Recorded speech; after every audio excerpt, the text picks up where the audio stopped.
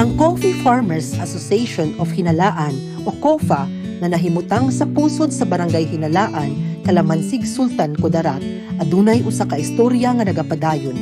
Usa ka istorya sa paglaom, kaisog o pag-uswag nga gisaysay matag liso sa kape. Dinhi ang komunidad sa mga mag-uuma nagtinabangay aron makahimo og mas hayag na kaugmaon.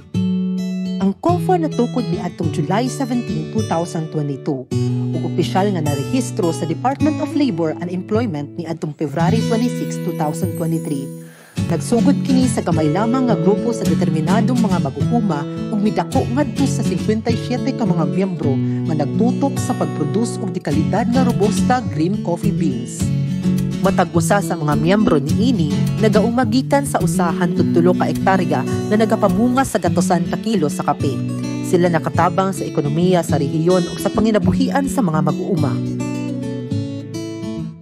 Ang paglambo sa asosasyon giya sa 6 ka mga opisyal ug 4 ka mga dedikadong komitiba nga nagapokus sa edukasyon, audit, membership ug monitoring. Ang ilang liderato nagsiguro nga magpabiling nagkahiusa ug nakatutok sa mga tumong ang asosasyon. Ang bisyon sa COFA mao ang mahimong usa ka malungtaron nga producer sa dekalidad nga kape sa Sultan, Kudarat. Pinaagi sa ilang misyon nga maghiusa ang mga miyembro sa pagbuhat sa hustong panguma sa kape alang sa kalambuan sa komunidad.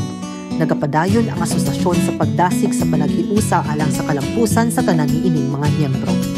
Nagatinguha kini nga mahimong usa ka produktibo o nagahiusa nga asosasyon na naila dili lamang sulod sa hinalaan kundi apil usab sa national o international market. Ang ilang tumong dalhon ang dekalidad nga Filipino coffee ngadto sa tibuok kalibutan. Pero uban sa ilang mga pangandoy ang mga dagkong hagit. Isa niini ang pag-grading sa kape, usa ka importante nga proseso aron masiguro ang kalidad. Aduna pay kakulangan sa akses sa mga hustong pasilidad nga maoy nahimong rason na sila nagsalig na lamang sa manual nga pamaagi sa pagsort niini. Nagdungag pa sa kalisod ang kakulangan sa pondo, kapital, permit sa pagnegosyo ug ang kakulangan sa trabahante. Kini nga mga pagsulay ang nagpugong sa pag-expand o paglampo sa ilang operasyon. Bisan pa niining mga hagit ug damgo, kinahanglan nga mosagubang ang COFA sa mga pagsulay aron makabut ang tinguha nga mapaabot ang kape sa hinalaan sa tibuok nasod ug kalibutan. Kini mamahimo pinaagi sa mga mosunod. Ang pagpalambo sa ilang mga kahanas pinaagi sa training uban ang lig-on nga partnership sa pribadong sektor, akademya ug mga ahensya sa gobyerno aron masiguro ang proseso sa pag-grading ug pagpadugang sa value o kalidad sa kape. Uban ni ana, ang pagtukod sa trading post, mahimong sentro sa storage, pagproseso o pagbaligya sa kape. Usa kini kadakong lakang alang sa mga miyembro sa COFA nga nanginahanglan og dakong suporta gikan sa ahensya sa gobyerno, pribadong sektor, akademya ug uban pa. Pinaagi sa usa ka sentralisadong pasilidad, ang COFA makahugpong sa ilang mga beans, ma-reduce ang post-harvest losses ug maka-negotiate sa mga maayong presyo.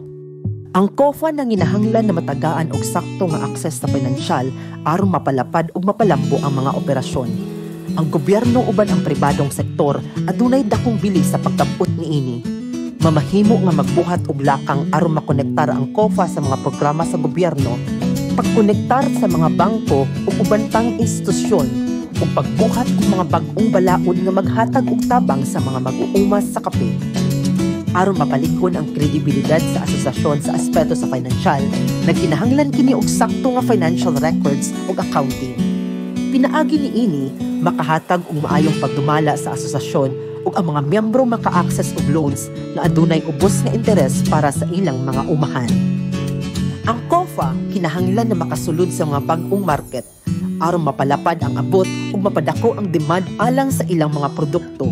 Usa sa mga pamaagi mao ang paghatag og oportunidad aron makaapil sa mga trade fairs. Diin ipakita ang ilang mga value-added nga mga produkto sama sa roasted coffee beans, ground coffee ug premium packaging. Ang pagpakita sa ilang mga produkto dili lamang pagpasundayag sa kalidad sa ilang kape, apan maghatag usab og oportunidad nga makainganyo og potensyal nga mga konsumante ug business partners. Ug labaw sa tanan, ang pagpalig-on sa organisasyonal na panggamhanan ang lig-on nga pagdumala o klarong proseso makatabang sa COFA nga makabot ang ilang paglaom ug tinguha. Pinaagi sa maayong pagdumala sa mga lider, ang COFA mahimong mulihok nga epektibo ug transparent. Tungod niini, ang mga miyembro mamahimong muhatag og dakong suporta nga adunay pagsalig sa ilang mga lider.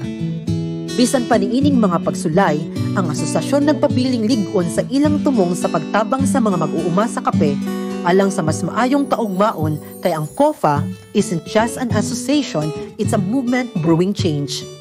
Busa, magtanom kita o paglaom sa matagtasa sa kape.